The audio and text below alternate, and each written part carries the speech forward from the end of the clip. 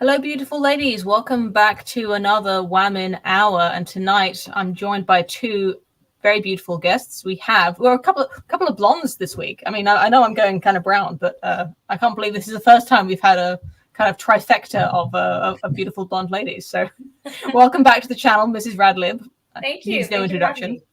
Thank you. And welcome for the first time to Simone Collins, who you may remember from headlines a few months ago of the elite couples trying to breed for mankind's sake.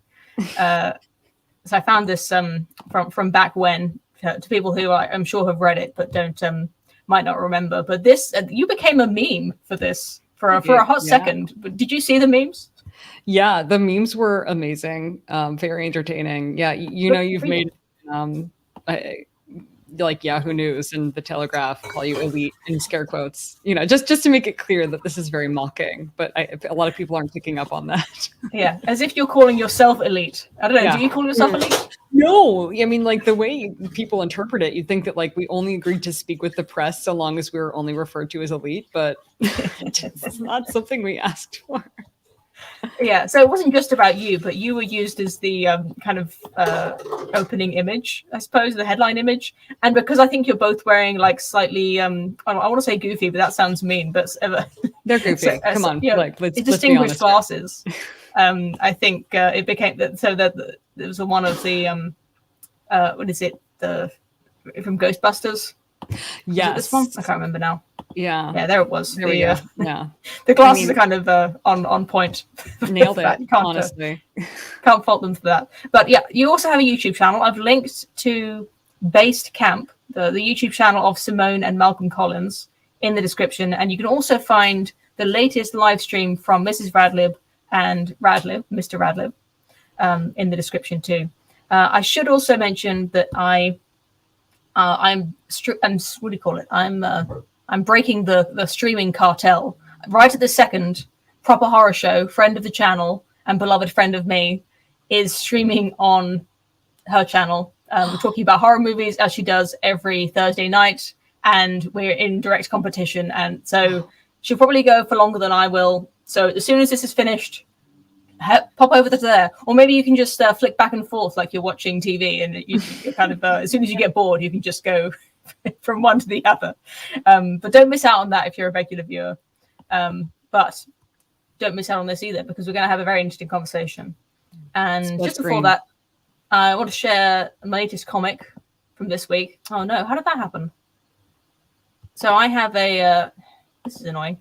Okay, so I'm a reader of the New Right Post, which is a Substack that kind of collates all of the, let's just say what their description on Twitter calls them, the best shit posts, schizo threads, slap fights, and more in one cozy newsletter. So it kind of just sums up the week of everything going on the new right, the online right, the memes, all of the best content. And I like this newsletter so much. I drew this little comic for them, hoping that they'd put it in, and they said that they will. So if you're on online right Twitter, you'll probably understand the joke, but if you don't, it's fine. It's kind of a extremely online joke. So it's just it's a typical New Right Post reader reading it as a newspaper, saying no coffee for me today. Says here that it's homosexual, and his beautiful wife is knowingly shaking her head. Well, that's how I interpret my own picture anyway.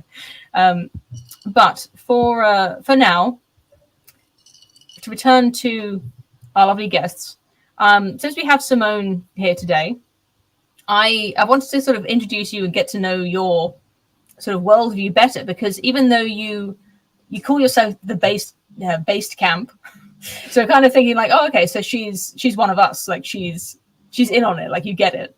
But watching your videos, you come at things from a really different perspective. That it's like you're swimming in a different stream, almost in the same direction. Well, we're based and we're camp. That's the thing. I didn't get that pun at first, I have to admit. So very clever name, better than my name. I never thought this channel was going to get anywhere, so I gave myself just one of the 30 names I could think of, just to make the channel, and now I'm stuck with it.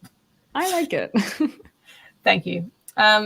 So why don't you explain the the breeding to save mankind thing? Because I don't know how you ended up getting into this newspaper and what it is exactly that captured the attention of the media.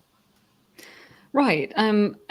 The reason we got into it was we run a nonprofit effort called prenatalist.org, where we advocate for a soft landing on demographic collapse. And our primary interest in doing so is we're very concerned about ensuring there's a future in which there is plurality, in which people are free to practice their culture and traditions without fear of that being institutionally, governmentally suppressed or halted in some way. We're really concerned about a future in which only groups that are extremely xenophobic and hierarchical inherit the future, because right now those are the only groups that are showing signs of having high birth rates. So who are they? Are you talking about the sort of Mormon community or? No, actually, I mean, so what's really interesting is we took a data set that Spencer Greenberg of Clearer Thinking had collected. It was a pretty good sized sample, so we were excited to play with it. And he had pulled a bunch of randomly selected people about tons of things about their lives, but also their worldviews, how they felt about different things, because we wanted to find correlatory factors between people who had a lot of kids and what they were like. Like what will the future behavioral profile of people look like if those are the people who are having kids, and if personality profiles are heritable, which we believe the evidence is pretty strong in favor of that. And we thought that just religiosity would show up. So we thought, yeah, it would be the Mormons, it would be the Amish, it would be just like anyone who's like really religious, who has a strong cultural, moral framework, all this. Like, and that's like, well, we don't have a problem with that. That's pretty great. Like, we're super pro-religion. What we found, though, instead, was that the highest correlatory factor wasn't religiosity. The religiosity was there. It was strong out-group suspicion, strong interest or comfort with hierarchy, and sort of like, you could say, xenophobia. Like, these are people who responded that they would be, deeply distressed if one of their children married someone of a different ethnicity or religion. And we really, really strongly believe that humanity can improve and innovate better if it is able to consider potentially threatening or dangerous ideas, because our general philosophy is like, no one really knows what's going on, but like, if we're able to change our minds when presented with evidence that is compelling, like, that's a good sign. And evidence that suggests that cultures are moving in a direction of, or populations are moving in a direction of, oh, let's not consider outside ideas, let's like really like shield ourselves from them, is scary. So part of what our advocacy is about is, well, let's try to shift policy and culture and provide people with tools that encourage more groups of people who may not be having a lot of kids now to have kids. And what kinds of people are those? The sort of educated, wealthy kind of people who have so much to gain from postponing parenthood that they end up sort of starting having kids at 35 or something. That group is the group that the media gloms onto. Like that's the group that's like, oh, it's tech elites that these people are trying to help. Okay. Those people are fine. We're not worried about them. We're talking more about just a broad panoply of cultures that are not doing so well in the face of modernity. So take Mormons, for example. Like, they're not doing as well as we thought. When you look overall at Mormon attrition rates, combined with birth rates, like, we may start to see a decline in the overall Mormon population over time, which, we thought we could always depend upon. So we're not just referring to like progressives, liberals, tech elites, like, sure, those groups too, but we're more referring to just all groups, especially groups that have really interesting perspectives and cultures that are quite unique, but right now don't really seem to be doing that well in the face of modernity. So the groups that we're really concerned about going extinct, that have really low birth rates, but also bring really great perspectives to the table: Jains, South Koreans, Emiratis, Native Americans. Like, these are the groups that are going to disappear. You know, it's like, we're not worried about tech elites. We're not really worried about like super educated people. We're certainly not worried about white populations in general. Like, they're fine. We're worried about all these other groups that no one talks about, but that still provide really, really interesting perspectives, really great cultural backgrounds that are like in the middle of crashing and burning, demographic wise, population wise. And how does IVF fit into this, or is that your own personal take on the kind of pronatalist thing? IVF is one part of the equation that we think is really important, because what you're seeing now is what appears to be, what may be a crash in fertility, which may be a result of a bunch of different things, changing lifestyles, but also like endocrine disruptors. It's really hard to say what's going on. But when you look at the TIDES studies that, you know, are looking at the effects of even just higher levels of first trimester endocrine disruptors, and then like all these other developmental issues that are quite different in children that have been exposed to these exogenous like chemicals early on are experiencing, like it's no surprise that we're seeing a crash in fertility. And we do think that groups that do choose to adopt IVF will benefit from using the technology, and that if you don't do it, you know, you're going to have a much harder time. And it's not just about expanding someone's reproductive years, which is big because people are waiting longer. It's also about just overcoming problems that people are going to have at increasingly higher rates. And of course, it remains to be proven definitively that, for example, sperm count and health is going way down, but there's a lot of interesting evidence pointing to that. And I just, we really need to work towards solutions that work. There are also many populations that just can't have kids naturally, lesbian couples, gay couples among them.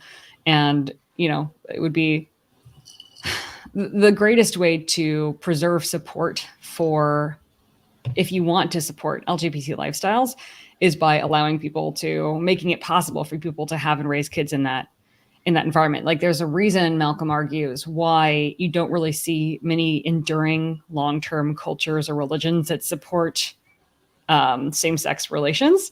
And that's because it really doesn't help with birth rates at all. So if we found a way around that, if we found a way for there to be same-sex relationships and high birth rates, that would really change the dynamic. But why? But why? Yeah, I mean, I'm not saying it's being LGBTQ is bad, but I don't think it's good either. Like, it's just as good as being straight. So why encourage it?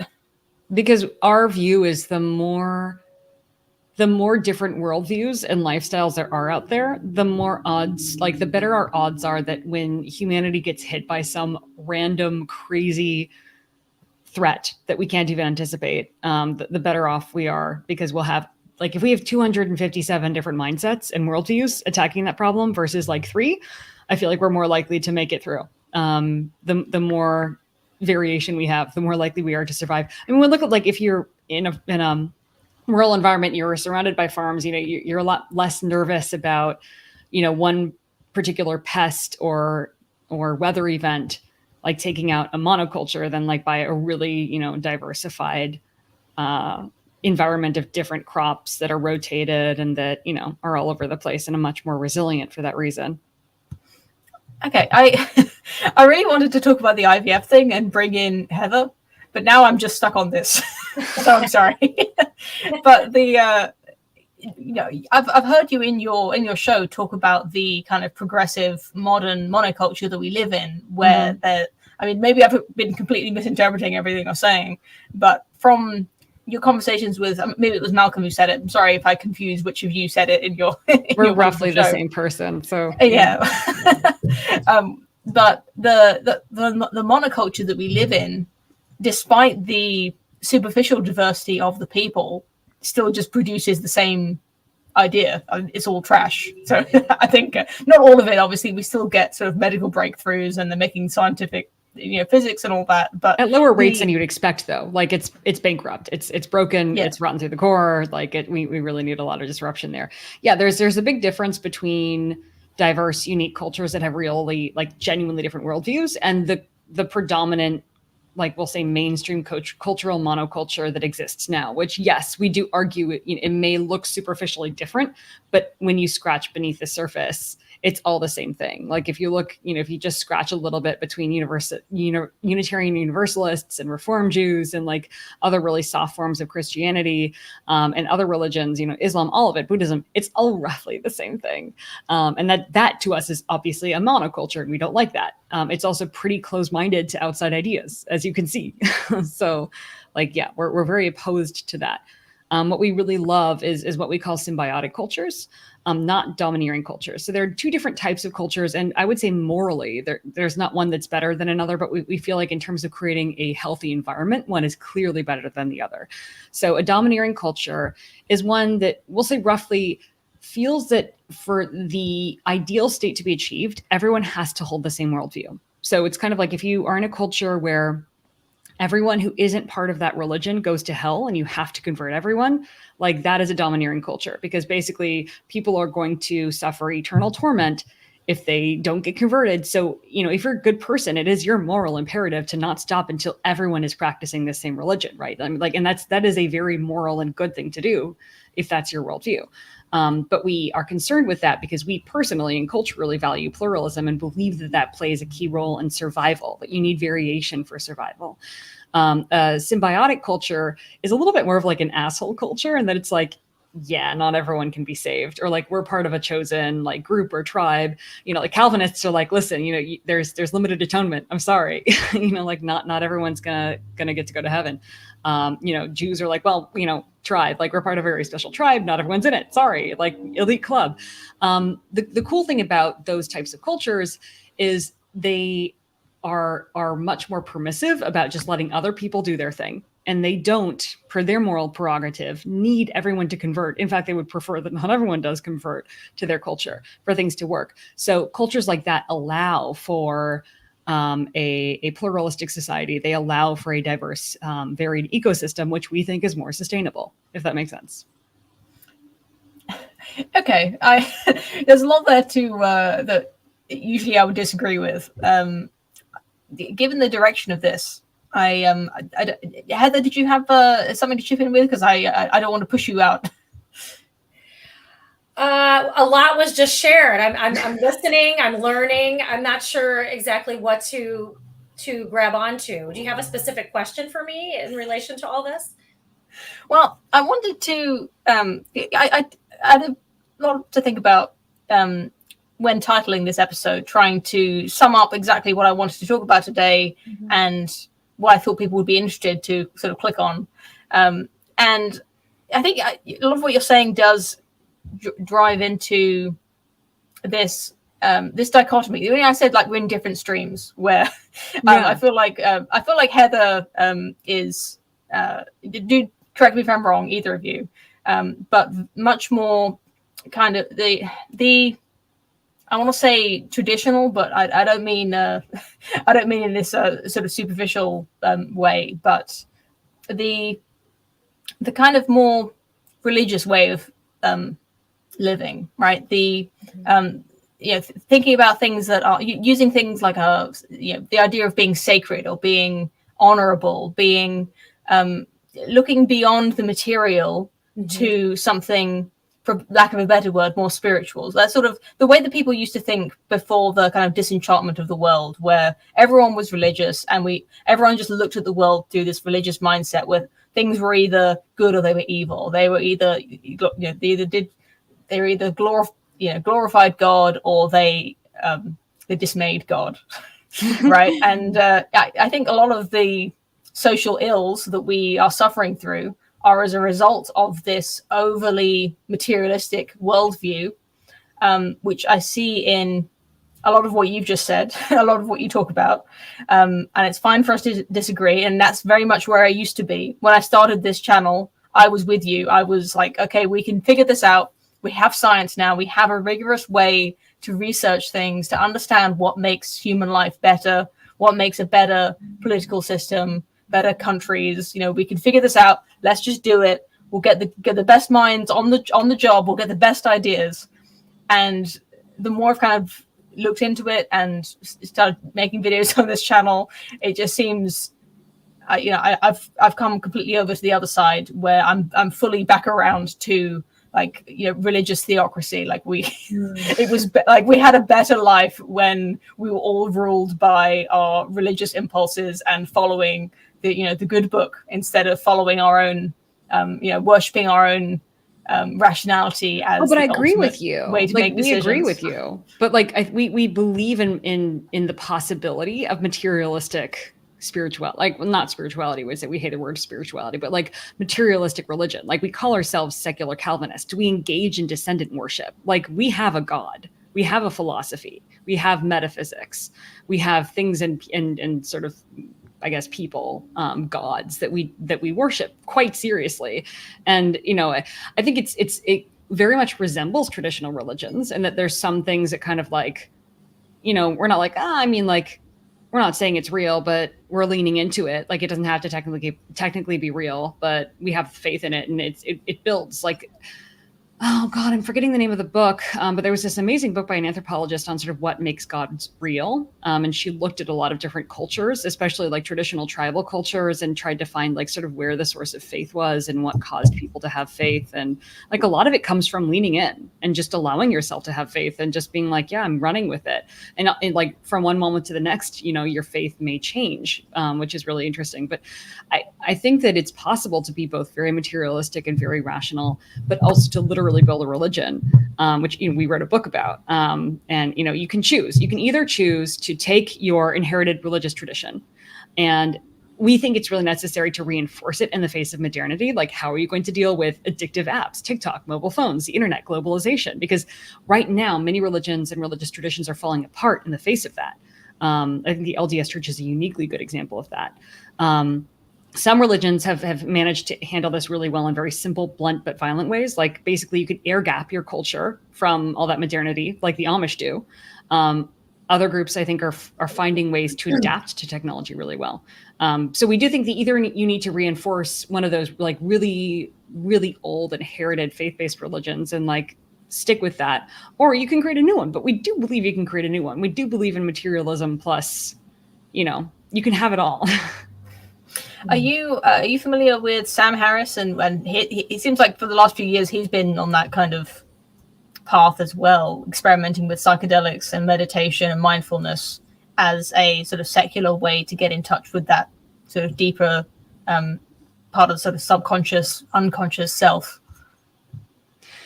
Yeah, we're probably in a pretty different camp from Sam Harris, but this could be what we call like a People's Front of Judea problem. I don't know if you guys remember like the Life of Brian. I do. Yeah, like the more similar a group is, the more they're like, no, we really disagree with these people. Like, you see this in the rationalist community all the time. Like, there's like the harshest disagreement is among them, like versus them in completely different groups, right? So like, this is probably a People's Front of Judea part where I'm like, no, there's no way we're like Sam Harris. We're probably really similar. Well, to give you an idea of what you've stumbled into, I think to sum up, to give you the briefest description, the spheres, that sort of intersecting, constantly infighting spheres of the like online population that I sort of populate, and Mrs. Radlib sort of there as well, like in sort of the more Christian side of the movement, the community, whatever you want to call it. But there's been this move, not just with me. You know, I've been following along with it, but there's like a lot of people have been on a similar trajectory of moving back towards religion as a you know, recognizing it as a stable structure for society and for one's own personal life, even without the like you said, even without the supernatural beliefs, without believing the resurrection really literally happened, still recognizing the utility and the beauty of Christianity, for example. But then there's also a bunch of other people who are going more sort of pagan, sort of going in before Christianity, going back to like worshipping the sun and being more, I guess, more Scandinavian Viking kind of vibe. I don't know if you know, sort of familiar with Bronze Age pervert. And of course, there's a lot of fighting on that subject. But I do want to let Heather back into the conversation. Did you want a question? Well, I'm taking all this in. Forgive me, I was not familiar with you, Simone, before Poe invited me into the discussion. And so I was very quickly trying to get caught up watching some of your videos and the like, and just trying to enter into, what exactly you believe. And so I'm sort of in download a lot of information mode to be prepared. But I don't feel entirely prepared, but I will say, perhaps just as an introduction to myself, because I'm not sure if you've heard of me. No, we're equally ignorant about each other. We sort of Right. have about the same amount of like brushing up on each other. So this is right. good. Exactly. Yeah. So, I came at the kind of community that Poe is sharing about through my husband. I've kind of had my nose to the grinder raising our 8 children. Yeah, that's a lot. It is a lot for the past 19 years now. But prior to that, I'm a Gen Xer, and my parents are baby boomers who basically have spent their entire adult lives finding themselves and have not stopped. And so, like a lot of Gen Xers, we're like watching, society and families and everything crumble. And we're just like, damn it. Okay, I guess I'm just going to have to do this myself. And so that's kind of an attitude of a lot of people of my generation. It's like, well, we just have to do it ourselves, Yeah. And so I would say that I came to this movement first. Well, I would say with both becoming a libertarian and a Christian at the same time.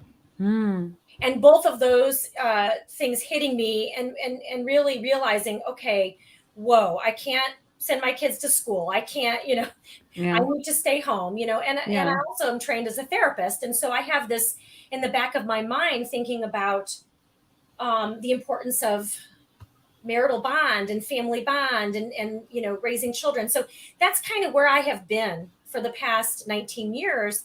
And it's really been in the last year or so that my husband's like, hey, why don't you come in and weigh in on some of this stuff? So that's kind of where I'm at. And awesome. Yeah. So, I'm still homeschooling. I'm still knee deep. I'm still in the trenches. My youngest are 8-year-old twins. And I kind of hit the ground running, and I had 8 babies in 11 years. Amazing. It was not a plan. It was not, I didn't go, oh, I want to have a bunch of kids so that I can replenish society. It was nothing like that at all. But it was more an outpouring of, this feels right. And it feels like a natural consequence of the marital bond, and also a reaction to the tremendous destruction and neglect of families and children from my generation. And so it felt like, in a way, my generation is going to have to say, enough is enough. It's time to rebuild.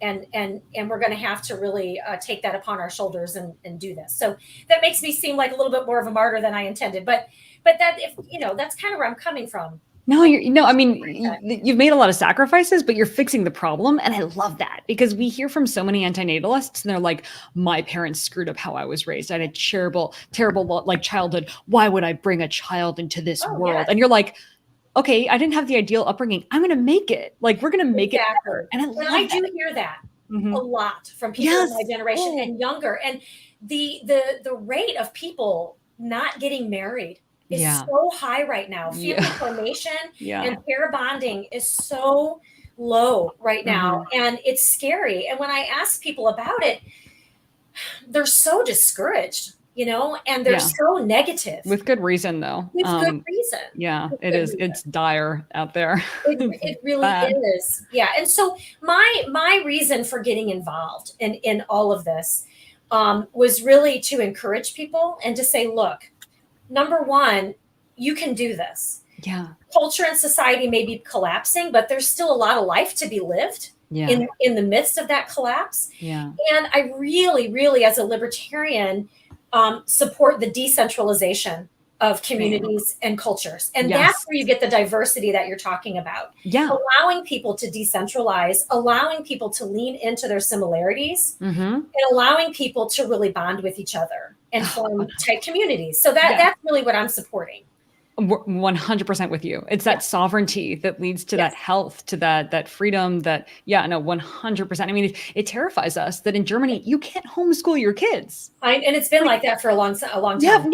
Since I think even pre-Nazi Germany. It's the same in Brazil. My daughter spent a week at Mises University down in Auburn, Alabama, and there was a student there who's from Brazil, and she is currently working and fighting so that homeschoolers can legally school. That's important. That's so important. It is very important. And protecting that right is important. I mean, when you see like efforts made in places like New York City to sort of push against homeschool, to push against even private schools, it's really scary. Right. Yeah. I mean, I think to a great extent we're in the same boat there. And probably, I mean, it's interesting that you, I guess, in the words of the subsequent Starship Troopers sequel, got God. Like you weren't born religious. You chose God, which I think is, it's also totally in agreement with where we are. You know, we argue that culture is like a software that runs on top of our biological hardware, and that we evolved culture to be able to deal with environments larger than a small tribe. Like we basically haven't had time to biologically evolve how to live in cities and to live in civilizations and to live with all this complexity. And that's where culture comes in. But we've also evolved alongside culture. So we really encourage people in our book on crafting religion, for example, that if you get to the place where you were and where we have been, where we're like, wow, like not having any culture, not having any religion or any faith, this is really bad. It's not good for developing resilience or self-control or good mental health or anything, like any sort of success. We need to get culture. We need to get God. You should probably choose a religion or build a culture that is similar to that which you inherited, because also you have your biology has over thousands of years evolved with a set of cultures. And I think, if we suddenly like shifted to adopt a culture from a super, super different like genetic heritage, it probably wouldn't work for us as well as other ones. And I think that's kind of what my parents' generation tried to do. Yeah, totally. The hippies were all like, oh yeah, we're going to get Eastern religion now. And we're going to adopt things that are very, very countercultural and very different from what, they were raised around. I wouldn't say, I mean, it's fine. I don't know. I'm just thinking about you saying how I got God. I would say that there was certainly some rational decision-making coming to the process, but I would say that it was a much more profound experience than that. And interestingly enough, the decision to be open to, because I wouldn't say it was a decision to have a large family. Yeah. We didn't say, my husband and I weren't like, let's have, 8 or 10 kids. We were really just saying, let's be open to the possibility and see what happens. Yeah. And that openness obviously resulted in our large family. But it's interesting, the long-term consequences of that have been so interesting, because it's really made us cling to each other even more and cling to the mundane even more. And one of the things that I see a lot in younger generations is there's a lot of excitement. Like you talk about the technology and all the new things. And I just keep coming back to the importance of the mundane and the boring, and really withdrawing a little bit from all that external stuff and leaning into bonding with each other. And Poe, we've talked about in the past the importance of community and basket weaving. And so it's so interesting that there's these two things happening. There's all this newness and excitement and innovation and technology. And yet I'm hearing this pull and this draw back to the mundane, back to the personal, back to the intimate, back to small, right? I don't know. Have you seen that as well? I keep thinking back to this, this kind of 1381 John Smith sort of thought experiment of like what the blacksmith who lives in the village of 200 people, and what does he do? Like, what is his life like? What does he do when he's in trouble? Like, what is it like when he has kids? What is his wife like with him? And what does he do for entertainment? Well, he probably goes down to the pub and he drinks some not very good beer with his friends, and they probably sing the same songs they've sung 100 times. And that probably sounds quite boring to a lot of people, but that's really the kind of mundanity that I believe is really lacking in the modern world, where instead of doing that with a bunch of people who he knows really well, who's grown up with, we're so much more atomized now. We really just live with our families. A lot of people live alone before they get married, Right. Or they never get married and they continue to live alone. I think the novelty seeking is it's a kind of instinct that is sort of self-destructive, where we set up our lives in to get the most privacy possible, because we don't want to live on top of other people and to live with our parents, and we want to get as much independence and privacy, and go to new places all the time, and move house a few times in our lives. You say that though, but like record numbers of people are living with their parents still. Record numbers of people are falling into these echo chambers of sameness on YouTube and on Twitter. Like it's odd. Like you talk about, then they go to the bar and they sing the same song with the same person. Like, okay, yeah, but people are still doing that. They're just alone on a laptop with the same. But it makes YouTube it makes all the difference relationships to be there in person and to really be with people, even if you're doing something extremely mundane. I think at a certain point in your life, or maybe it's just my own personal sort of personality, but that's really all that you kind of want after enough living where you've just been on your own, like looking at the same four walls or whatever, where you just want to live in a community where everyone knows each other, where you can trust each other, where that not because they're good people, but because you have to see them every day, you have to do business with them and their brother and their uncle, and living in that small community. I think obviously there are benefits to living the way we do now, otherwise we wouldn't be doing it, but there's so much that's been lost, and all the time I'm just discovering more and more ways that I think this modern way of living is kind of messed up our brains a little bit, because we're not properly adapted for it. Our evolution is not quite caught up to the way that we're living, and our culture hasn't either. Right. Yes. Yeah. The point about novelty, I think, is very interesting, and I don't think it's something that I think about in a lot of different areas. We see our culture seems to have developed an insatiable appetite for sexual novelty, which is very contrary to the desire to have a family, right? And so, what's so interesting is that, really, in order to preserve family and preserve society, we have to develop a tolerance for the mundane, for the sameness.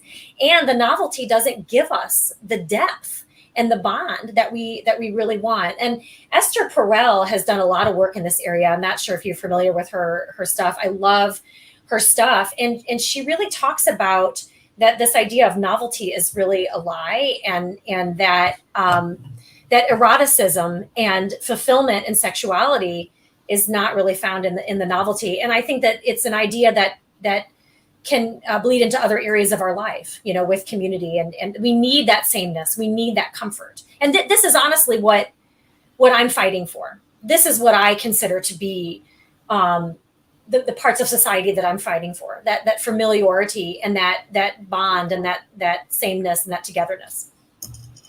I would push back. I don't think it's novelty that we're seeing much signaling of. I think it's low switching costs that we're seeing, and I think it's a broken market that we're looking at. So if we look at dating, there appears to be a lot of novelty, which might make someone believe that people are searching for novelty. But what we think we're seeing instead is on the part of women, there's a lot of unrealistic expectations caused by broken dating markets. Essentially, like a lazy 8 on a male who's a lazy 8 is ultimately going to sleep with a lot of like 4s, 5s, and 6s who are going to think that they could marry an 8, even though it's just a lazy 8 who's like not trying really hard and therefore going for like 4s, 5s, and 6s. And then they try to marry and they only look at 8s and higher, but they can't marry them. And, pretty much only the 8s and above that are male are having sex with everyone. Everyone below isn't getting anyone. Right. So there's those men, because they have such low switching costs, and because sort of as they age, they actually have even more options, right. Are incentivized to a great extent by culture to just keep looking. And also like, why would they not, when they could basically sleep with whoever they want to, why would they not continue to do so? So, for us, we see it as more of a cultural problem and a broken markets problem and a switching costs problem, and that it doesn't, people aren't shamed for not committing to relationships, and people aren't shamed for, not trying to find a spouse and not committing and, for experimenting in that way. But I don't know, we were just having a conversation about what we're going to tell our daughters about sex. Because there is a trade-off, right? Like there's essentially two sexual strategies. One is like, okay, you're going to have a lot of sexual partners, but you're probably not going to pair bond really well with anyone in the end. And it's going to be a lot harder to find someone to invest in you as a spouse and like put a life together with you. Or you can, wait until marriage essentially for sex. And then, probably deal with a lot of blowback from mainstream society that's like what you're missing out and you're suppressing yourself. I've only ever had sex with my husband. So like, it's weird that I grew up in a really progressive culture. And I sort of grew up thinking like, well, of course, like I can and should have sex with as many people as I want, but like, I ultimately didn't want to. And I'm really lucky that happened. So I feel like I kind of like, wow. Like somehow very luckily had a good outcome. And I'm really glad for that. But I mean, also like, there are benefits to both strategies, and a lot of it really depends. I mean, we think that broadly speaking, there are reasons why women have, they bond less when they've had a lot of sexual partners. It's better if you live in a society in which it looks like you need to partner switch a lot to not get too attached. But yeah, it sort of depends on what you're optimizing for. And there are lots of different ways to live now, but it does seem that, I think what we're probably going to encourage more for our daughters is, to like get married and optimize for a really committed partner. But forcing that doesn't seem to work really well. Like we were also talking about the Catholic schoolgirl phenomenon, the fact that many people that we know who grew up, also even in really conservative Jewish environments that are pretty sheltered, like those tend to be the more tempted to rebel and experiment sexually. So like, I think it's really hard as a parent to be like, don't have sex with anyone. I think the really important thing is to talk about the trade-off, but yeah, it's hard. But I really don't think it's a novelty thing. I think a lot of it maybe has to do with self-images. Women want to feel desired, but they don't necessarily get that much cachet from actually having sex with people. Men they do get cachet from having multiple sexual partners. So like, you can play around with that. But I think, most of the sex, and I actually heard I think Catherine D was saying this when she sees women having a lot of sex, it's not necessarily because women are like obsessed with sex or they really want sex. It's more like they kind of feel obligated, it's, they want to make someone happy, okay, well, we're boyfriend and girlfriend, so I guess I need to, like, it's not, they're not like, oh man, like I want to have as many sexual partners as I possibly. Now there are some people who love having sex and who love having, they're just like, they're polyamorous and that's great. But like, I think most women, and when we look at porn and we look at so sorry, I will not use that word again. When we look at erotic material, when we look at interests and turn-ons and stuff, we wrote a whole book on sexuality after like looking into this a lot. It just looks like a lot of that is something that you're born with, and it is certainly not a reflection of your morality. It's not a reflection of what you want to have happen to you. The number of women who are aroused by the idea of actually being forced into sex is really high. And we in our own survey put the questions right next to each other. We said, how aroused are you by the idea of RAPE play? And then right after that, how aroused are you by the idea of actual RAPE? And it's high. Like, and that's, but no one like wants that to happen to them. No one believes that's good, but it's our biology. For many of us, at least. Same with a lot of things that are not really, condoned or respected. So when you're talking about kind of fixing the market or having a broken market, you alluded to the idea of like social shame being one way that this used to be policed, when you can't physically, block teenagers from engaging with one another, then you can at least heavily shame that kind of behavior so that they don't get up to anything. They'll be afraid to even come near each other if you're not there directly. And there was a lot of, it happened, right? Even with all of the shame piled on top. But from what you were saying before, I kind of got the impression that you weren't really keen on using shame as it's kind of a cruel way to control people, right? Shame is one of many tools. Manipulate them. Yeah. Like what we are really excited about building over time is we'd love to bring back a version of the London season. You could also say that we're trying to bring back a version of like Romany marriage markets, but that doesn't sound as romantic and not as many people know about them. But like a concerted gathering where single people with the intention of getting married get together. And there is like a registry that reports who ends up dating, all that stuff. So a lot of it's just like measuring it and making it public and having people know. It's kind of similar to goals, right? Like when you tell someone your goal, like, oh, I'm going to like go to the gym every day, and you tell someone about that and they check in with you on that, then you are a lot more pressured and you shame yourself.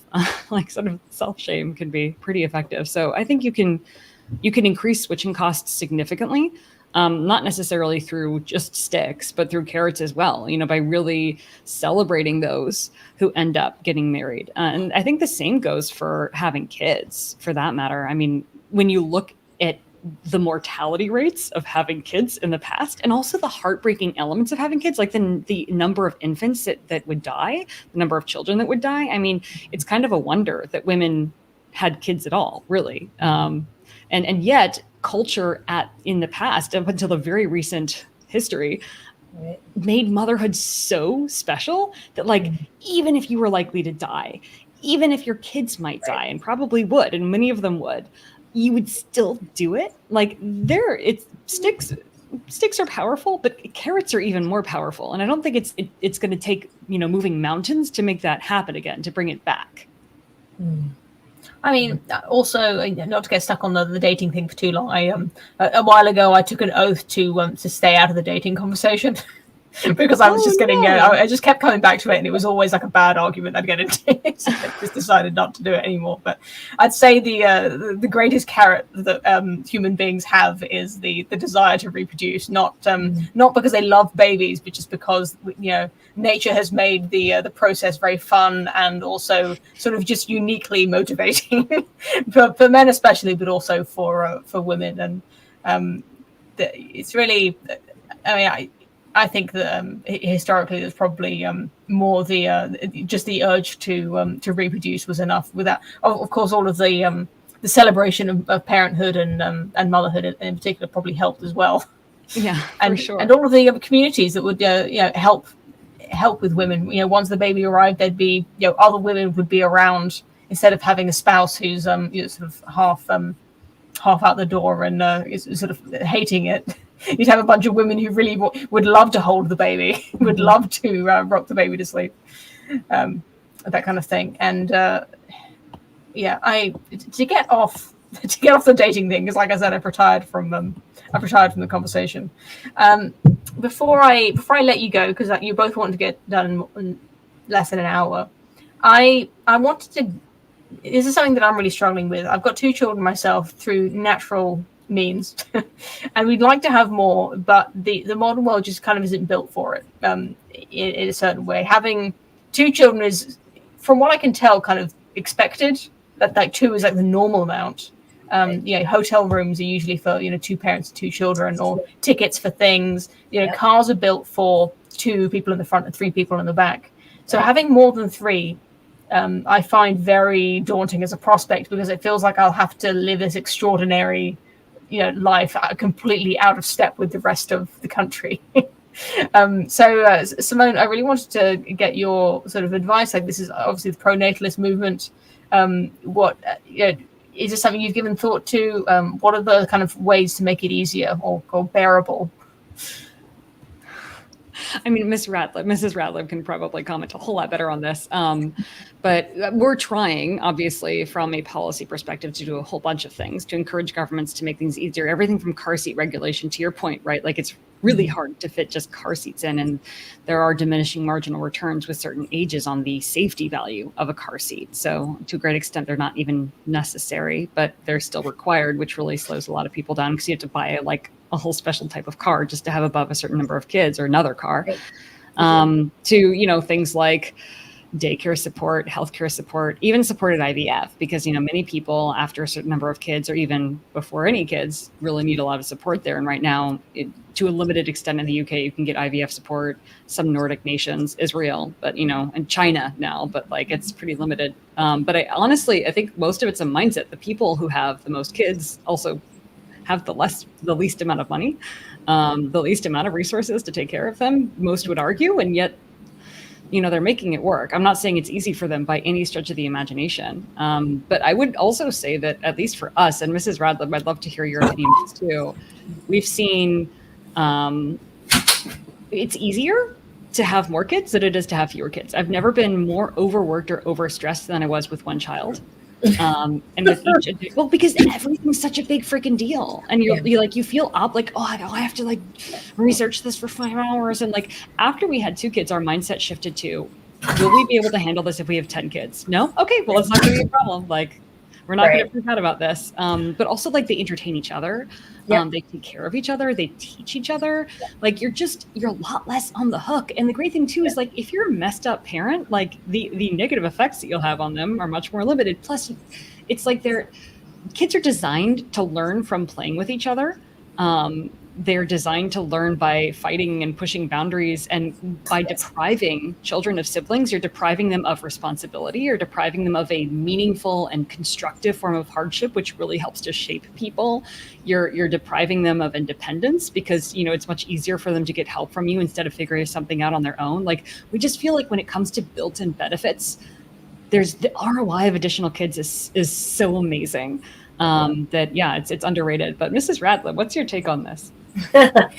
Well, what you said, Poe, I mean, I totally agree with you that our society is set up really for just 2 kids, maybe 3.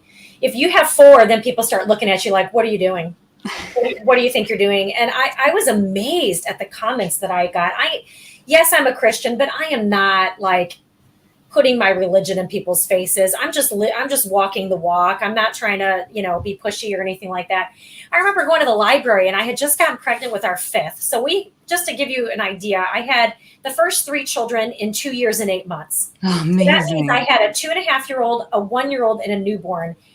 At that point, the midwife said, you need to slow down and I'm like, I'm not trying to do this. Complete breastfeeding was not working for me. It did not give me the period of amenorrhea that you're supposed to have.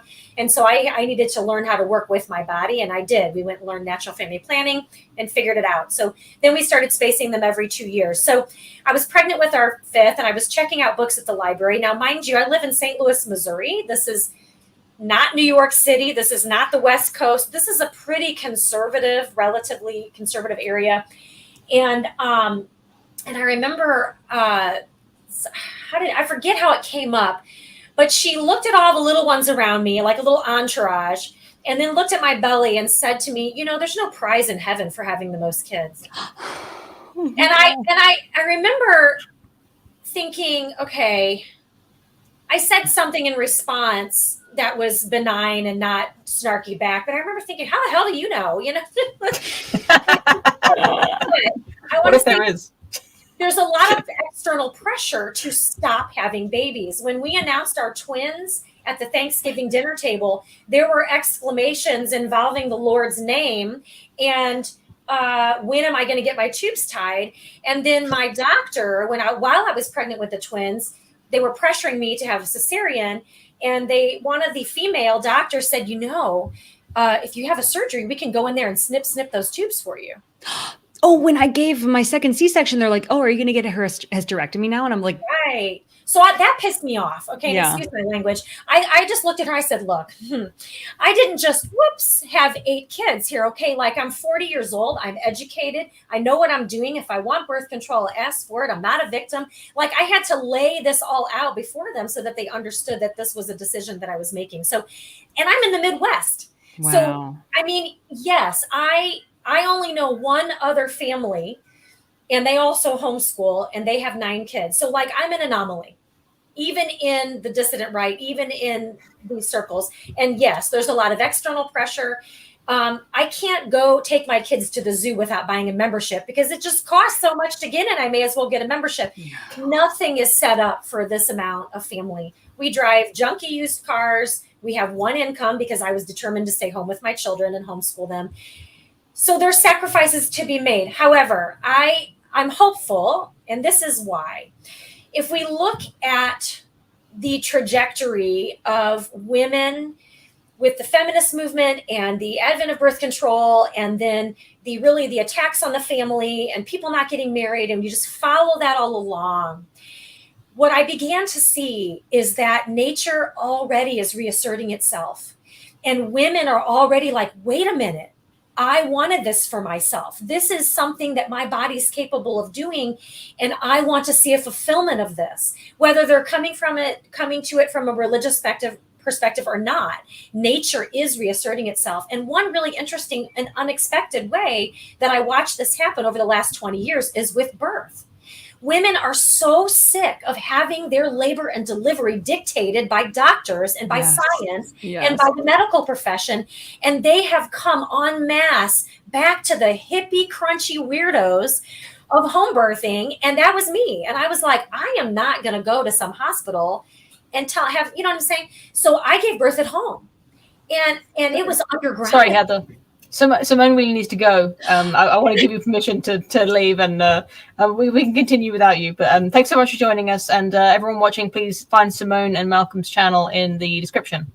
But oh my gosh, I'd love to join again sometime. And yes, 100%. We see more and more people doing this, and I'm such a big fan of it. Yeah, anyway. So nice to meet you, by the way. Really good to meet you too. Thank you. Thanks. Do continue. We also have a super chat we'll do before we finish up. Wonderful. Yeah, I mean, that was basically my thought, was that I have a lot of hope. I think that nature is reasserting itself, that women are taking back their bodies, in a sense, away from feminism. And they're saying, look, this is what I want. And I think that we're going to see women taking more ownership of babies and having children and families and all that. And I think women are going to lead the way back to sanity. So there's my hope. Well, you may be an anomaly now, but I think you're also a role model and you're inspirational. And we love to see your family and your beautiful garden and even your painting behind you. So I suspect, I hope with your husband's channel and and all the inspirational work you do, talking together on camera, it's just obvious how much you love each other and how happy you are with your kids and how much difficulty you go through and everything. But I know that I'm not the only person who's been inspired by watching you and just sort of witnessing your happiness and the blessing that you have. So I don't know if we'll get to 8. My mum always joked that she wanted to have 8 grandchildren, but now that she has 2 to look after, she's not quite so keen. But I hope to get there one day. So we'll have our super chat from DRT. Thanks so much for $10. A surprise Thursday Women's Hour. Is this change permanently or will this be temporary? Have fun, girls, and talk about Scooby-Doo and other 60s era cartoons. What we gain from them. Well, thanks for the recommendation. I did watch a bit of that. They keep making like a new Scooby-Doo cartoon about every 10 years. So I don't know which ones I've watched. But yes, it's not permanent. It was just for Simone's schedule. We were going to pre-record, but it's always so much more fun having the live chat and getting to see everyone reacting. And sometimes we get like witty comments to put on the screen, and just makes us laugh and get interesting questions. So I'm glad everyone came here to join us. And once again, I remind you, do go over to Proper Horror Show's channel to watch the horror movie review. I'm really sorry for stepping on those toes this evening. That there's the usual Thursday programming is a comfy horror movie night, and I've completely stepped on it, and I'm sorry about that. So do go over there now. I believe they're still streaming, and I'll just say thank you to Heather. Thank you for joining us and taking time out of your day. And it's the middle of the day where you are, so it is. It's hard to get away from your family, I imagine. So we appreciate your sacrifice. You are so welcome. I really enjoy being here. Great. And thanks everyone for watching. See you again next week on a Friday.